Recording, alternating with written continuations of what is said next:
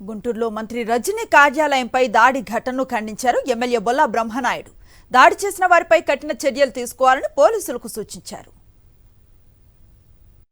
దండేసి ఆరోగ్య శాఖ మార్చులైనటువంటి రజనీ గారి ఆఫీసు ఈరోజు ఓపెనింగ్ అని తెలిసి ఆ ఆఫీసుపై దాడి చేసి రాళ్ళు రువ్వి అద్దాలు పగలగొట్టి అనేక విధాలుగా